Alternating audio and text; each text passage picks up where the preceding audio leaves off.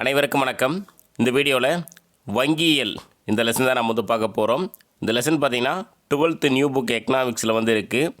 Book inside question ஒரு 88 கொஷினும், book back question பார்த்திங்கன்னா ஒரு 20 கொஷின், டோட்டலாக ஒரு 108 கொஷின் நம்ம பார்க்க போகிறோம். இது பார்த்திங்கன்னா 9வது லெசன். 8 லெசன் நம்ம வீடியோ அப்லோட் பண்ணிட்டோம். அதுக்கான பிளேலிஸ்ட் கீழே டிஸ்கிரிப்ஷனில் கொடுக்குறேன், நீங்கள் பார்த்துக்கலாம். ஸோ வீடியோக்குள்ளே போகலாம். ஃபர்ஸ்ட் கொஷின், வணிக வங்கிகள் வாணிபத்திற்காக குறுகிய கால கடன் அளித்தல் மற்றும் கடன் உருவாக்கம் செய்யும் நிறுவனங்களாகும். இது சொன்னவர் பார்த்தீங்கன்னா கால்பர்ட்சன். வணிக வங்கிகள் வாணிபத்திற்காக குறுகிய கால கடன் அளித்தல் மற்றும் கடன் உருவாக்கம் செய்யும் நிறுவனங்களாகும். இரண்டாவது கொஷின், நவீன வாணிபத்தின் முதுகெலும்பாக டேஸ் செயல்படுகிறது. ஆன்சர் வங்கித்துறை. நவீன வாணிபத்தின் முதுகெலும்பாக வங்கித்துறை செயல்படுகிறது. கூற்று 1, உலகின் முதல் கடன் நிதி வழங்கும் வங்கி வெனிசு வங்கியாகும். கூற்று 2, இந்த வங்கி 1157ஆம் ஆண்டு துவக்கப்பட்டது. ஆன்சர் பார்த்தீங்கன்னா ஆப்ஷன் சி, கூற்று 1, 2 சரி. உலகின் முதல் கடன் நிதி வழங்கும் வங்கி வெனிசு வங்கியாகும். இந்த வங்கி 1157ஆம் ஆண்டு துவங்கப்பட்டது. நான்காவது கொஷின், 1656இல் நிறுவப்பட்ட ஒரு தனியார் வங்கியிலிருந்து தோன்றிய உலகின் முதல் மைய வங்கி. ஆன்சர் ஸ்வீடன் ரிக்ஸ் வங்கி. 1656இல் நிறுவப்பட்ட ஒரு தனியார் வங்கியிலிருந்து தோன்றிய உலகின் முதல் மைய வங்கி ஸ்வீடன் ரிக்ஸ் வங்கி. எந்த ஆண்டில் இங்கிலாந்து வங்கி நிறுவப்பட்டது? ஆன்சர் 1694. எந்த ஆண்டில் இங்கிலாந்து வங்கி நிறுவப்பட்டது? 1694. ஸ்வீடன் ரிக்ஸ் வங்கி டேசாம் ஆண்டு பணத்தை வெளியிடுவதற்கான முழு உரிமையை பெற்றது. ஆன்சர் 1897. ஸ்வீடன் ரிக்ஸ் வங்கி 1897ஆம் ஆண்டு பணத்தை வெளியிடுவதற்கான முழு உரிமையை பெற்றது. டேஸில் தோற்றுவிக்கப்பட்டு பணத்தை வெளியிட்ட முதல் மைய வங்கி இங்கிலாந்து வங்கியாகும். ஸோ எப்படின்னா 1864. 1864இல் தோற்றுவிக்கப்பட்டு பணத்தை வெளியிட்ட முதல் மைய வங்கி இங்கிலாந்து வங்கியாகும். எட்டாவது கொஷின், டேசாம் ஆண்டு பிரசல்ஸ் நகரில் கூட்டப்பட்ட பன்னாட்டு நிதி மாநாட்டில் எடுக்கப்பட்ட முடிவுகளின் அடிப்படையில் மைய வங்கிகள் தோற்றுவிக்கப்பட்டன. ஸோ எப்போனா 1920. 1920ஆம் ஆண்டு பிரசல்ஸ் நகரில் கூட்டப்பட்ட பன்னாட்டு நிதி மாநாட்டில் எடுக்கப்பட்ட முடிவுகளின் அடிப்படையில் மைய வங்கிகள் தோற்றுவிக்கப்பட்டன.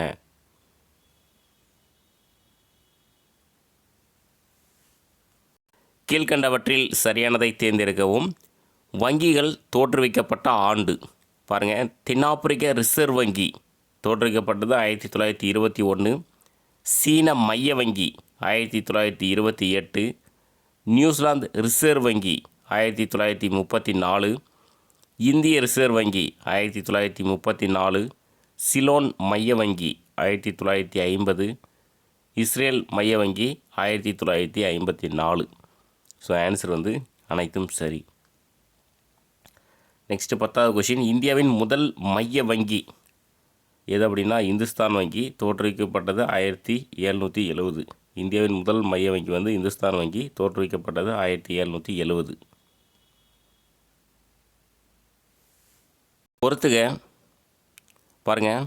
வங்காள வங்கி தோற்றுவிக்கப்பட்டது 1806. மும்பை வங்கி 1840. சென்னை வங்கி 1843. ஆன்சர் அனைத்தும் சரி.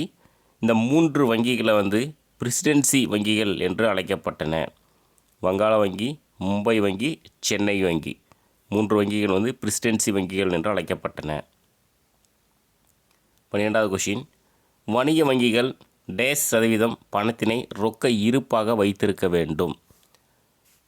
ஆன்சர் 20%. வணிக வங்கிகள் 20% பணத்தினை ரொக்க இருப்பாக வைத்திருக்க வேண்டும்.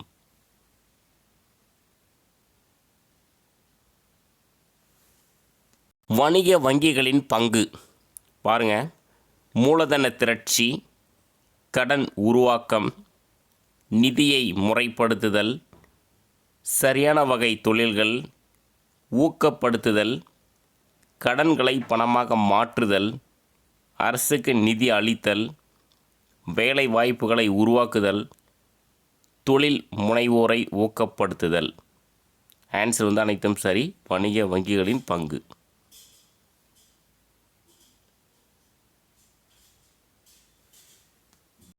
இந்திய ரிசர்வ் வங்கி 2018-2019 ஆண்டில் தனது உபரி நிதியிலிருந்து மத்திய அரசுக்கு டேஸ் கோடி வழங்கியுள்ளது. எவ்வளோ அப்படின்னா 68,000 கோடி. இந்திய ரிசர்வ் வங்கி 2018-19 ஆண்டில் தனது உபரி நிதியிலிருந்து மத்திய அரசுக்கு 68,000 கோடி வழங்கியுள்ளது. ஸோ நெக்ஸ்ட் 15வது கொஷின் சரியானதை தேர்ந்தெடு. வங்கியில்லா நிதி நிறுவனம், அதான் வந்து நான் பேங்கிங் ஃபினான்சியல் இன்ஸ்டிடியூஷன்ஸ். வங்கியில்லா நிதி நிறுவனம், நான் பேங்கிங் ஃபினான்சியல் கம்பெனி. ஆன்சர் பார்த்திங்கன்னா இரண்டும் சரி. இந்த வங்கியில்லா நிதி நிறுவனங்கள் பார்த்திங்கன்னா வங்கிக்கான உரிமம் கொண்டது அல்ல. வங்கிகளுக்கான அந்த உரிமம் வந்து இருக்காது. அதே மாதிரி மைய வங்கியால் கண்காணிக்கப்படுவதும் இல்லை. மைய வங்கி பார்த்திங்கன்னா இந்த வங்கிகளை வந்து கண்காணிக்காது. ஸோ நெக்ஸ்ட்டு 16வது கொஷின். இந்திய ரிசர்வ் வங்கி சட்டம் 1934 படி டேஸ் முதல் ரிசர்வ் வங்கி தனது பணியினை துவக்கியது. ஸோ எப்போ அப்படின்னா ஏப்ரல் 1, 1935. இந்திய ரிசர்வ் வங்கி சட்டம் 1934 படி ஏப்ரல் 1, 1935 ஆண்டு முதல் ரிசர்வ் வங்கி தனது பணியினை துவக்கியது. இந்திய ரிசர்வ் வங்கி நாட்டுடைமையாக்கப்பட்ட ஆண்டு ஜனவரி 1, 1949. இந்திய ரிசர்வ் வங்கி நாட்டுடைமையாக்கப்பட்ட ஆண்டு ஜனவரி 1, 1949.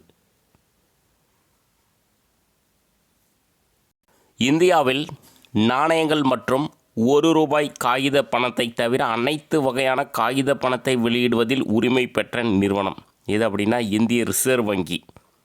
இந்தியாவில் நாணயங்கள் மற்றும் ₹1 காகித பணத்தை தவிர அனைத்து வகையான காகித பணத்தை வெளியிடுவதில் உரிமை பெற்ற நிறுவனம் வந்து இந்திய ரிசர்வ் வங்கி.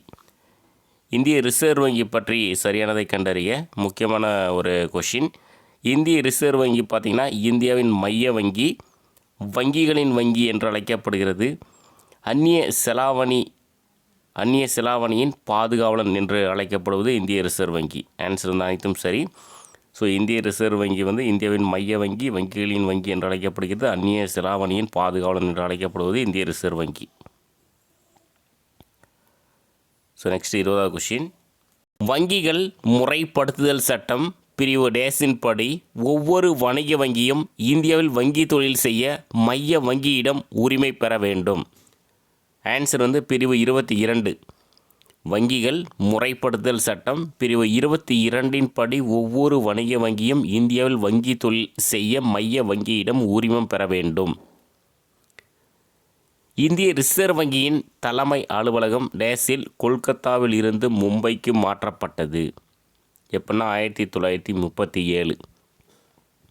இந்திய ரிசர்வ் வங்கியின் தலைமை அலுவலகம் 1937 கொல்கத்தாவிலிருந்து மும்பைக்கு மாற்றப்பட்டது. இந்திய ரிசர்வ் வங்கியின் முதல் ஆளுநர், ரொம்ப முக்கியமான கொஷின், ஓஸ்போன் ஸ்மித். ஆன்சர் வந்து ஆப்ஷன் ஏ. இந்தியாவின் ரிசர்வ் வங்கியுடைய முதல் ஆளுநர் வந்து ஓஸ்போன் ஸ்மித்.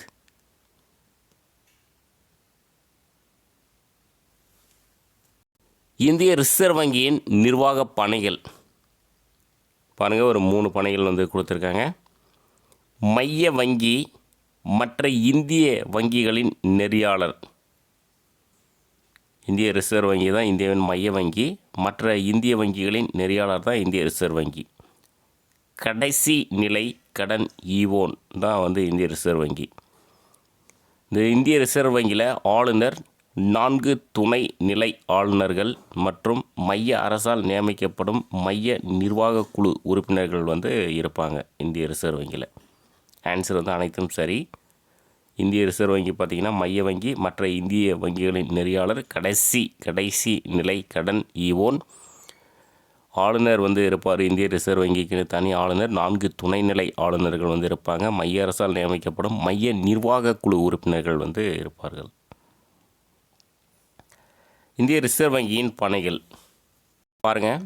காகித பணம் வெளியிடுதல், அரசின் வங்கியாக செயல்படுதல், இந்திய வங்கி அமைப்புகளை நெறிப்படுத்துதல், அந்நிய செலாவணியின் பாதுகாவலன், கடன் அளிப்பை நெறிப்படுத்துதல்.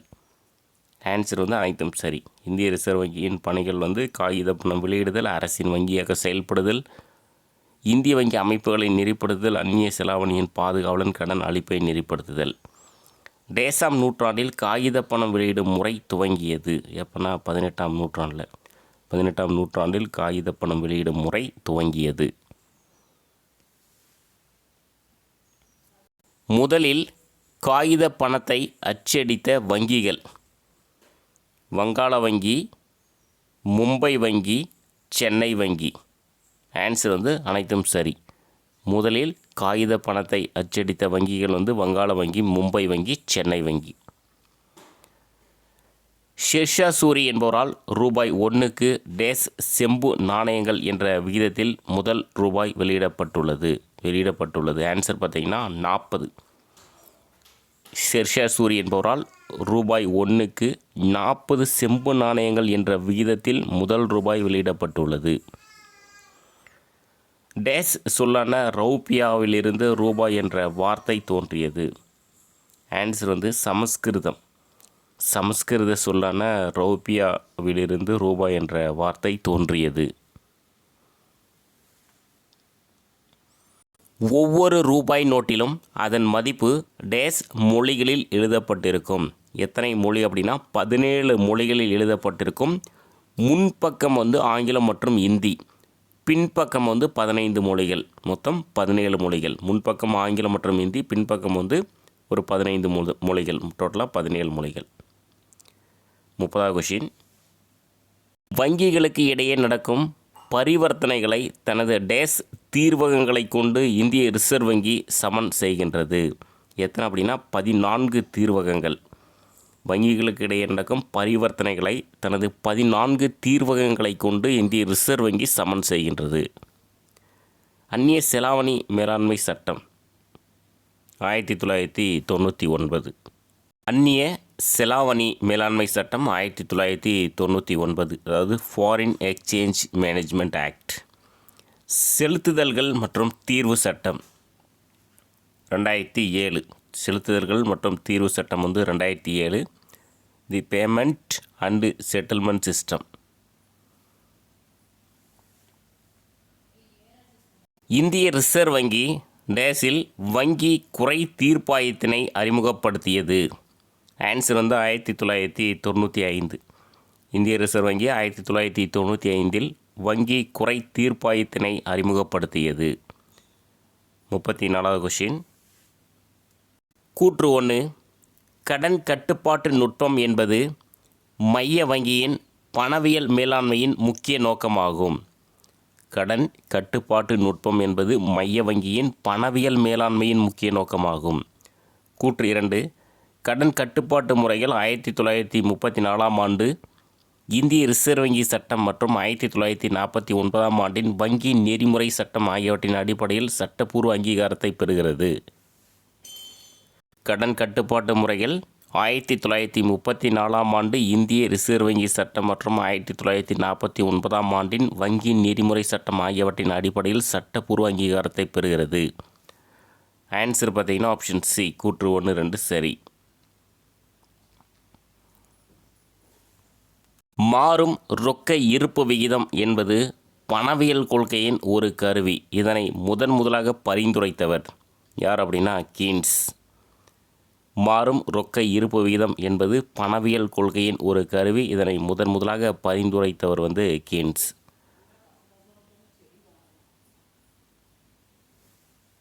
மாறும் ரொக்க இருப்பு விகிதத்தை முதலில் அமல்படுத்திய வங்கி எது அப்படின்னா அமெரிக்க மைய வங்கி, அதாவது ஃபெடரல் ரிசர்வ் சிஸ்டம்.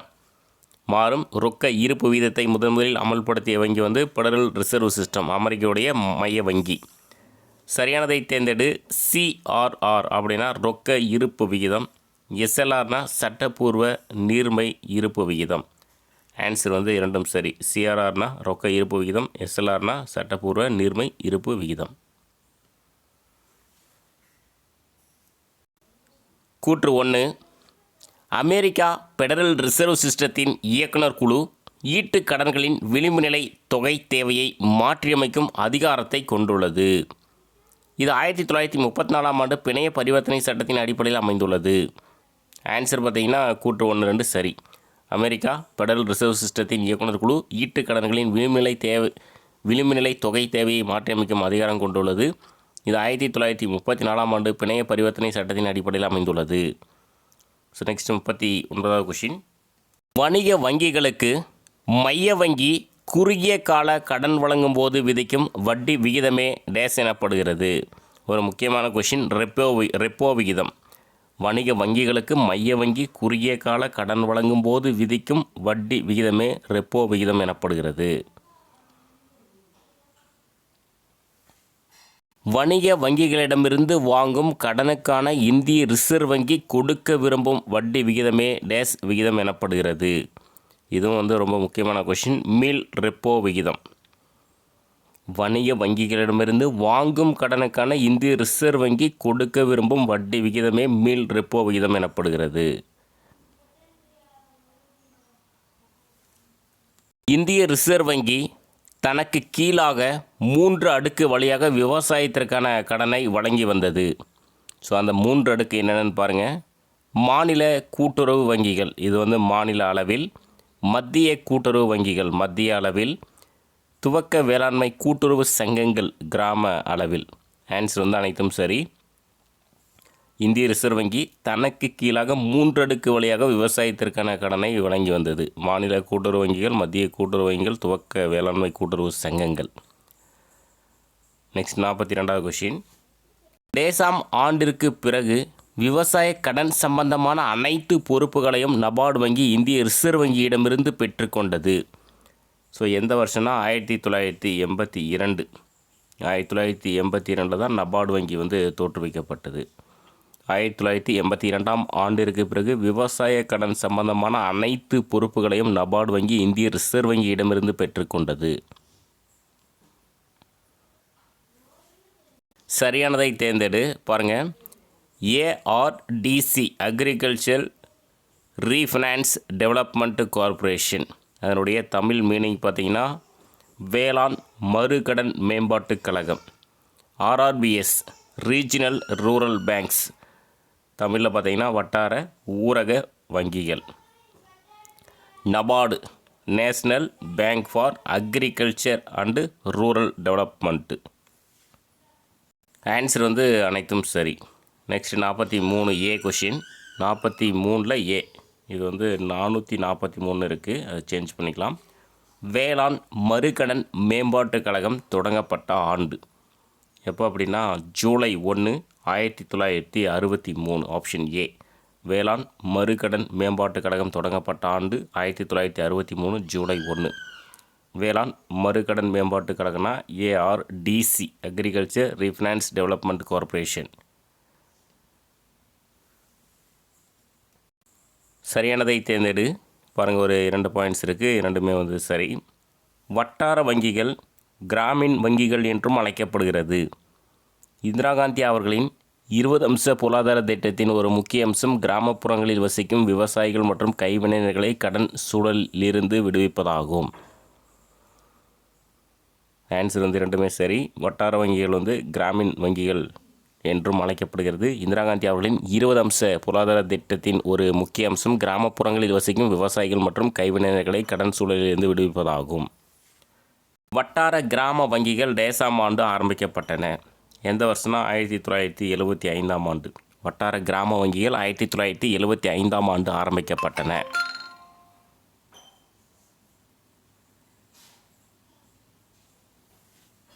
வட்டார ஊரக வங்கிகளின் மூலதனம் கீழ்கண்டவற்றில் சரியானதை தேர்ந்தெடுக்கவும். பாருங்கள், மைய அரசோடைய மூலதனம் வந்து 50%, மாநில அரசு வந்து 15%, நடத்துகின்ற வணிக வங்கி பார்த்திங்கன்னா 35%. ஆன்சர் வந்து அனைத்தும் சரி. வட்டார ஊரக வங்கிகளுடைய மூலதனம் வந்து மைய அரசு 50%, மாநில அரசு வந்து 15%, நடத்துகின்ற வணிக வங்கி வந்து 35%. வட்டார ஊரக வங்கிகள் டேஸ் சதவீத ரொக்க இருப்பினையும் டேஸ் சதவீத சட்டப்பூர்வ நீர்மை இருப்பினையும் வைத்திருக்க அனுமதிக்கிறது. ஆன்சர் வந்து ஆப்ஷன் ஏ, 3% ரொக்க இருப்பினையும் 25% சட்டப்பூர்வ நீர்மை இருப்பினையும் வைத்திருக்க அனுமதிக்கிறது. வட்டார ஊரக வங்கிகள் வந்து 3% ரொக்க இருப்பு, 25% சட்டப்பூர்வ நீர்மை இருப்பு வைத்திருக்க வேண்டும். நபார்டு வங்கி வழங்கும் 3 அடுக்கு கூட்டுறவு கடன் முறை. பாருங்கள், மாநில கூட்டுறவு வங்கி, மத்திய கூட்டுறவு வங்கி, துவக்க வேளாண்மை கூட்டுறவு சங்கம். ஆன்சர் வந்து அனைத்தும் சரி. நபார்டு வங்கி வழங்கும் 3 அடுக்கு கூட்டுறவு கடன் முறை வந்து மாநில கூட்டுறவு வங்கி, மத்திய கூட்டுறவு வங்கி, துவக்க வேளாண்மை கூட்டுறவு சங்கம். நெக்ஸ்ட் 49வது கொஷின். அனைத்து விவசாய கடன்களுக்கான தலைமை அமைப்பாக செயல்படும் வங்கி எது அப்படின்னா நபார்டு வங்கி. கொஷின் எக்ஸாமில் கேட்டிருக்காங்க. நபார்டு வங்கியை பற்றி கொஷின் வந்து எக்ஸாமில் வந்திருக்கு. அனைத்து விவசாய கடன்களுக்கான தலைமை அமைப்பாக செயல்படும் வங்கி வந்து நபார்டு வங்கி.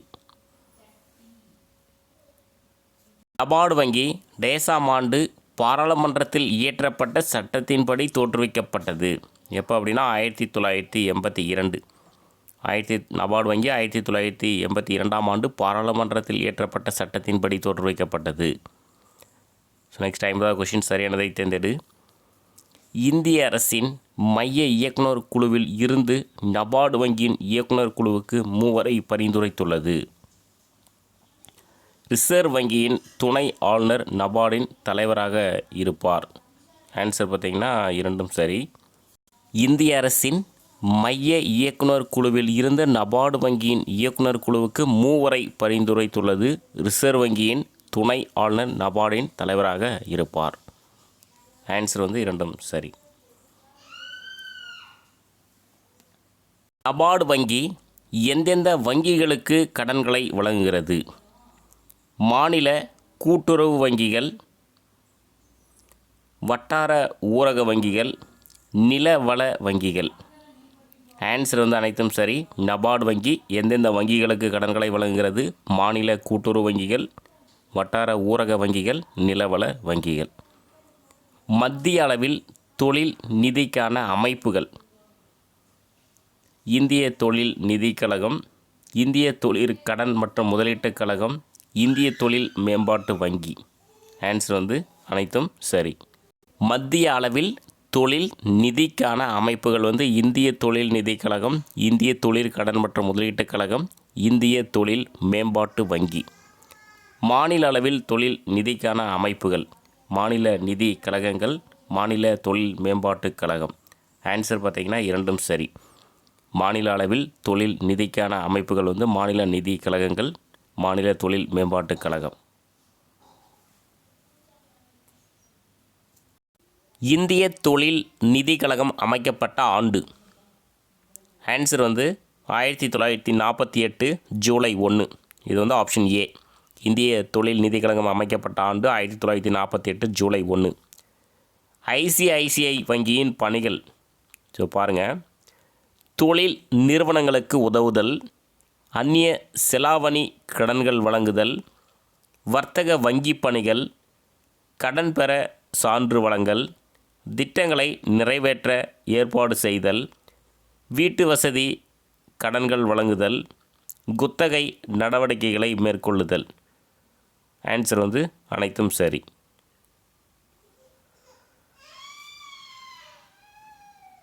கீழ்கண்டவற்றில் சரியானதை தேர்ந்தெடுக்கவும். ஆங்கில சுருக்கம், அதற்கான விரிவாக்கம் பாருங்கள். IFCI industrial finance corporation of India, ICICI industrial credit and investment corporation of India, IDBI industrial development bank of India, SFC state financial corporation, SIDCO small industrial development corporation. Answer வந்து அனைத்தும் சரி. அதற்கான தமிழாக்கம் பாருங்கள். 57 கீழ்கண்டவற்றில் சரியானதை தேர்ந்தெடுக்கவும். IFCI அப்படின்னா இந்திய தொழில் நிதி கழகம். ICICIனா இந்திய தொழிற்கடன் மற்றும் முதலீட்டுக் கழகம். IDBIனா இந்திய தொழில் மேம்பாட்டு வங்கி. SFCனா மாநில நிதி கழகங்கள். ஆன்சர் அனைத்தும் சரி. இந்திய தொழிற்கடன் மற்றும் முதலீட்டுக் கழகம் ஒரு நிறுவனமாக ஆரம்பிக்கப்பட்ட ஆண்டு எப்போனா 1955 ஜனவரி 5. இந்திய தொழிற்கடன் மற்றும் முதலீட்டுக் கழகம் ஒரு நிறுவனமாக ஆரம்பிக்கப்பட்ட ஆண்டு 1955 ஜனவரி 5. இந்த நிறுவனம் ஆரம்பிக்கப்பட்டதற்கு பரிந்துரை செய்யப்பட்டது பார்த்திங்கன்னா இந்திய அரசு, உலக வங்கி, அமெரிக்க அரசு. 59வது கொஷின். டேஸ் முதல் ICICI வங்கி தனக்கான நிதியை பன்னாட்டு மூலதன சந்தையில் இருந்தே பெறுகிறது.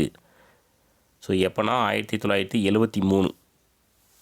1973 முதல் ICICI வங்கி தனக்கான நிதியை பன்னாட்டு மூலதன சந்தையில் இருந்தே பெறுகிறது.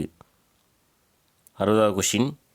இந்திய தொழில் மேம்பாட்டு வங்கி டேஸ் வரை இந்திய ரிசர்வ் வங்கியின் முழு துணை அமைப்பாக இருந்தது. ஸோ எப்போனா 1976 பிப்ரவரி 15.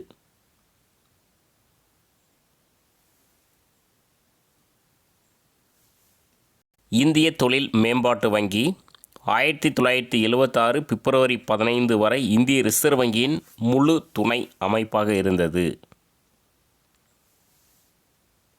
டேஸ் முதல் இந்திய தொழில் மேம்பாட்டு வங்கி இந்திய அரசுக்கு சொந்தமான தன்னாட்சி பெற்ற ஒரு கழகமாக மாறியது. 1976 பிப்ரவரி 16.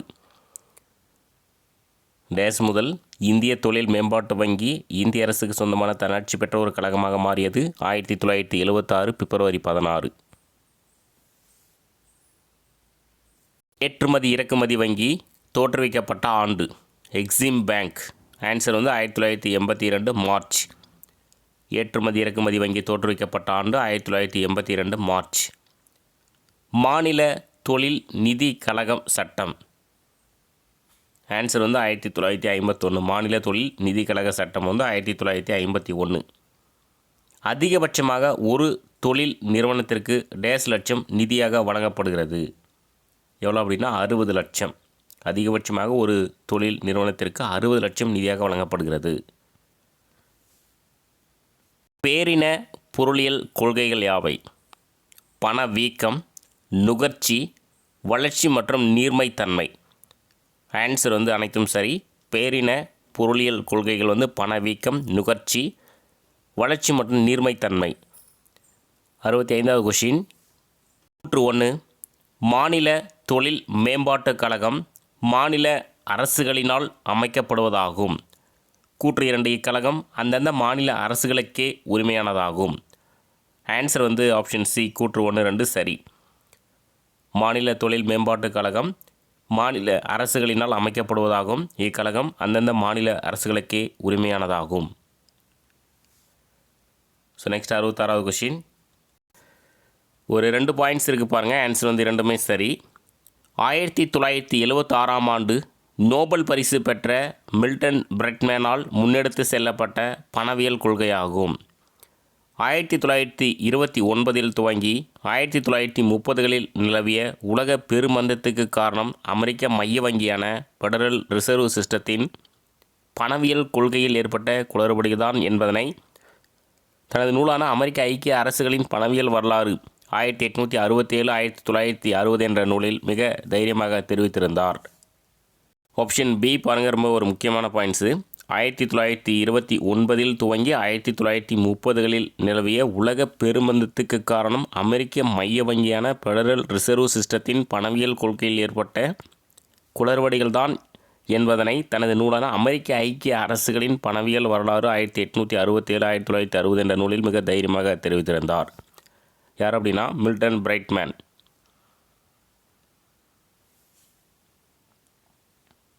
பணக்கொள்கையின் 2 நிலைகள். மலிவு பணக்கொள்கை, அருமை பணக்கொள்கை. ஆன்சர் இரண்டும் சரி. பணக்கொள்கையின் 2 நிலைகள் மலிவு பணக்கொள்கை, அருமை பணக்கொள்கை. 68. பணவீக்கம் பற்றி சரியானதை தேர்ந்தெடு. பணவீக்கம் பார்த்திங்கன்னா மலிவு பண கொள்கை. பாருங்கள், பணவீக்கம் வந்து கடன் பெறுதல் வந்து எளிது. பணவீக்கத்தின் போது கடன் பெறுதல் எளிது. நுகர்வோர் அதிகம் நுகர்வர், வியாபாரம் விசாலமாகும், அதிக மக்கள் வேலை பெறுவார்கள், மக்கள் அதிகம் செலவு செய்வார்கள். ஆன்சர் வந்து அனைத்தும் சரி. பணவீக்கத்தின் போது பார்த்திங்கன்னா கடன் பெறுதல் வந்து எளிது. நுகர்வோர் வந்து அதிகம் நுகர்வர், வியாபாரம் விசாலமாகும், அதிக மக்கள் வேலை பெறுவார்கள், மக்கள் அதிகம் செலவு செய்வார்கள். மந்தநிலை பற்றி சரியானதை தேர்ந்தெடு. மந்தநிலைனா அருமை பணக் கொள்கை. மந்த நிலையின் போது வந்து கடன் பெறுதல் கடினம், நுகர்வோர் குறைவாக நுகர்வர், வியாபார விரிவாக்கம் தள்ளி போகும், வேலையின்மை அதிகரிக்கும், உற்பத்தி குறையும். ஆன்சர் வந்து அனைத்தும் சரி. மந்த நிலையின் போது கடன் பெறுதல் வந்து கடினம், நுகர்வோர் குறைவாக நுகர்வர், வியாபாரம் விரிவாக்கம் தள்ளி போகும், வேலையின்மை அதிகரிக்கும், உற்பத்தி குறையும். பணவியல் கொள்கையின் குறிப்பிடப்பட்ட குறிக்கோள்கள்: பணத்தின் நடுநிலைத்தன்மை, பரிவர்த்தனை விகிதத்தில் நிலைத்தன்மை, விலையை நிலைப்படுத்துதல், முழு வேலைவாய்ப்பு, பொருளாதார வளர்ச்சி, செலுத்து சமநிலையில் சமநிலையை பேணுதல். ஆன்சர் வந்து அனைத்தும் சரி. பணவியல் கொள்கையின் குறிப்பிடப்பட்ட குறிக்கோள்கள் வந்து பணத்தின் நடுநிலைத்தன்மை, பரிவர்த்தனை விகிதத்தில் நிலைத்தன்மை, விலையை நிலைப்படுத்துதல், முழு வேலைவாய்ப்பு, பொருளாதார வளர்ச்சி, செலுத்து சமநிலையில் சமநிலையை பேணுதல். கூற்று 1, சுருக்க பணக்கொள்கை அருமை பணக்கொள்கை என அழைக்கப்படுகிறது. கூற்று 2, இதில் குறுகிய கால வட்டி விகிதம் நடப்பு வட்டி விகிதத்தை விட அதிகப்படுத்துவது பண அளிப்பினை குறைப்பது அல்லது சுருக்குவது ஆகும். ஆன்சர் பார்த்திங்கன்னா கூற்று 1, 2 ரெண்டுமே வந்து சரி. சுருக்க பணக்கொள்கை அருமை பணக்கொள்கை என அழைக்கப்படுகிறது. இதில் குறுகிய கால வட்டி விகிதம் நடப்பு வட்டி விகிதத்தை விட அதிகப்படுத்துவது பண அளிப்பினை குறைப்பது அல்லது சுருக்குவது ஆகும். 72வது கொஸ்டின். பணத்தின் நடுநிலை பற்றி விவரித்த முக்கிய பொருளியல் நிபுணர்கள்: விக்ஸ்டெட், ஹோயக், ராபர்ட்சன். ஆன்சர் வந்து ஆப்ஷன் டி. பணத்தின் நடுநிலை பற்றி விவரித்த முக்கிய பொருளியல் நிபுணர்கள் வந்து விக்ஸ்டெட், ஹோயக், ராபர்ட்சன். ஆன்சர் வந்து அனைத்தும் சரி. பொருளியலாளர்கள் டேஸ் டேஸ் போன்றவர்கள் விலை நிலைத்தன்மை ஏற்படுத்துவது பணவியல் கொள்கையின் முக்கிய நோக்கமாகும் என்கின்றனர். ஆன்சர் வந்து ஆப்ஷன் ஏ, காசல், கீன்ஸ். பொருளியலாளர்கள் காசல், கீன்ஸ் போன்றவர்கள் விலை நிலைத்தன்மை ஏற்படுத்துவது பணவியல் கொள்கையின் முக்கிய நோக்கமாகும் என்கின்றனர். நெக்ஸ்ட் 74வது கொஸ்டின். டேஸில் வெளியிடப்பட்ட வேலைவாய்ப்பு, வட்டி மற்றும் பணத்திற்கான பொது கோட்பாடு என்ற கீன்ஸின் நூல் முழு வேலைவாய்ப்பு என்ற பணவியல் கோட்பாட்டின் குறிக்கோளை முன்னிலைப்படுத்தியது. ஸோ எந்த வருஷம்னா 1936. 1936 வெளியிடப்பட்ட வேலைவாய்ப்பு, வட்டி மற்றும் பணத்திற்கான பொது கோட்பாடு என்ற கீன்ஸின் நூல் முழு வேலைவாய்ப்பு என்ற பணவியல் கோட்பாட்டின் குறிக்கோளை முன்னிலைப்படுத்தியது. Next 75வது question. மின்னணு வங்கியானது டேஸ் அல்லது டேஸ் என்றும் அழைக்கப்படுகிறது. நிகழ்நிலை வங்கி முறை, ஆன்லைன் பேங்கிங், இணைய வங்கி முறை, இன்டர்நெட் பேங்கிங். ஆன்சர் வந்து இரண்டும் சரி. மின்னணு வங்கியானது நிகழ்நிலை வங்கி முறை அல்லது இணைய வங்கி முறை என்றும் அழைக்கப்படுகிறது. பரிவர்த்தனைக்காக காத்திருக்கும் நேரம் ஏதும் இல்லாமல் நிகழ் நேரத்திலேயே கணக்கீடு ஏதுமின்றி நடைபெறுவது. ஆன்சர் வந்து RTGS, real time gross settlements. பரிவர்த்தனைக்காக காத்திருக்கும் நேரம் ஏதும் இல்லாமல் நிகழ் நேரத்திலேயே கணக்கீடு ஏதுமின்றி நடைபெறுவது RTGS, real time gross settlements. அரை மணிக்கு ஒரு முறையான தொகுப்பாக பண பரிவர்த்தனையை மேற்கொள்வது NEFT, NEFT, NEFT, national electric fund transfer. அரை மணிக்கு ஒரு முறையான தொகுப்பாக பண பரிவர்த்தனையை மேற்கொள்வது வந்து நெஃப்ட். நெஃப்ட் மொத்தம் டேஸ் தொகுப்புகளாக பண பரிவர்த்தனை நடைபெறுகிறது. ஆன்சர் வந்து 23 தொகுப்புகளாக. நெஃப்ட் மொத்தம் 23 தொகுப்புகளாக பண பரிவர்த்தனை நடைபெறுகிறது. அதாவது 8 AM to 7 PM. நெக்ஸ்ட்டு தானியங்கி பணம் வழங்கும் இயந்திர முறை டேசாம் ஆண்டு அறிமுகப்படுத்தப்பட்டது. அதாவது ஏடிஎம் 1967. தானியங்கி பணம் வழங்கும் இயந்திர முறை 1967ஆம் ஆண்டு அறிமுகப்படுத்தப்பட்டது. கூற்று 1. இந்தியா பயோமெட்ரிக் முறையில் அறிந்து பண வழங்கும் முறைகள் கத்தார் தேசிய வங்கி ஏடிஎம் இயந்திரங்களில் பயன்படுத்தப்படுகிறது. கூற்று 2. இம்முறையில் ஏடிஎம்களில் நடைபெறும் பாதுகாப்பற்ற பண பரிவர்த்தனையின் சிக்கல்களை தவிர்ப்பதாக இருக்கும். ஆன்சர் பார்த்தீங்கன்னா கூற்று 1, 2 சரி. இந்தியா பயோமெட்ரிக் முறையில் அறிந்து பணம் வழங்கும் முறைகள் கத்தார் தேசிய வங்கி ஏடிஎம் இயந்திரங்களில் பயன்படுத்தப்படுகிறது. இம்முறைகள் ஏடிஎம்களில் நடைபெறும் பாதுகாப்பற்ற பண பரிவர்த்தனையின் சிக்கல்களை தவிர்ப்பதாக இருக்கும். ஸோ நெக்ஸ்ட்டு 81வது கொஷின். பேடிஎம் தொடங்கப்பட்ட ஆண்டு. அதாவது இந்திய மின்னணு வர்த்தக பண வழங்கும் முறை தான் பேடிஎம். தொடங்கப்பட்ட ஆண்டு வந்து 2015 ஆகஸ்ட். பேடிஎம் தொடங்கப்பட்டது 2015 ஆகஸ்ட். நெக்ஸ்ட் 82வது கொஷின் போகிறதுக்கு. பேடிஎம் பங்குகள். விஜய் சர்மா கேல்கர் அவர் தான் வந்து நிறுவனர். 51% பங்குகள் வந்து அவர் கையில் இருக்குது. 197 கம்யூனிகேஷன்ஸ் நிறுவனத்தில் வந்து 39% பங்குகள் வந்து இருக்குது. 197 கம்யூனிகேஷன்ஸ் துணை நிறுவனத்தில் வந்து 10% பங்குகள் வந்து இருக்குது. ஆன்சர் பார்த்திங்கன்னா அனைத்தும் சரி. ஸோ பேடிஎம் அதனுடைய 100% பங்குகள் விஜய் சர்மா கேல்கர் கிட்ட 51%, 197 கம்யூனிகேஷன்ஸ் நிறுவனத்துக்கிட்ட ஒரு 39, அதனுடைய துணை நிறுவனத்துக்கிட்ட ஒரு 10% பங்குகள் வந்து இருக்குது.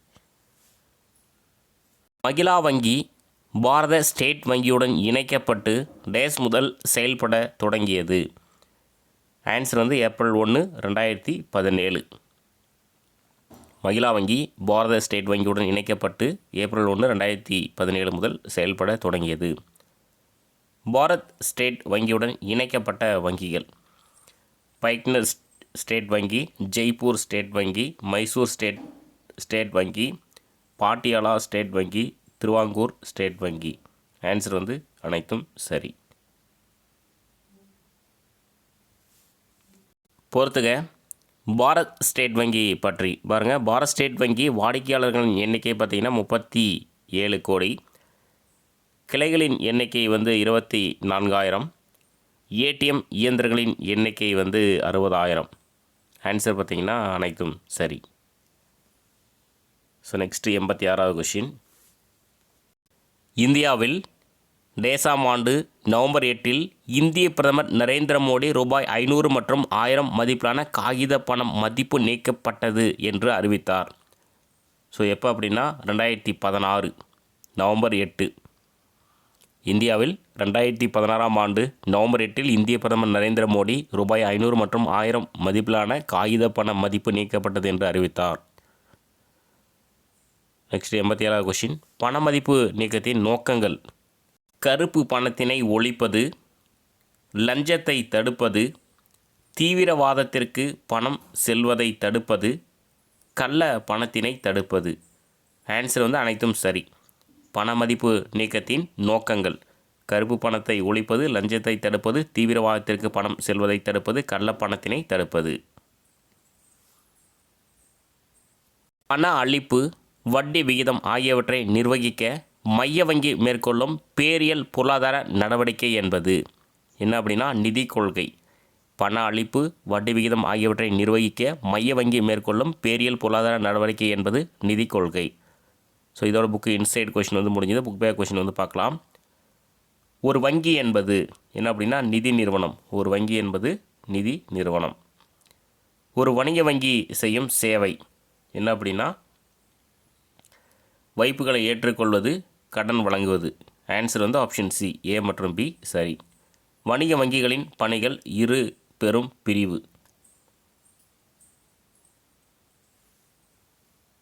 ஆன்சர் பார்த்தீங்கன்னா மேற்சொன்ன அனைத்தும், அதாவது முதன்மை பணிகள், இரண்டாம் நிலை பணிகள், மற்ற பணிகள்.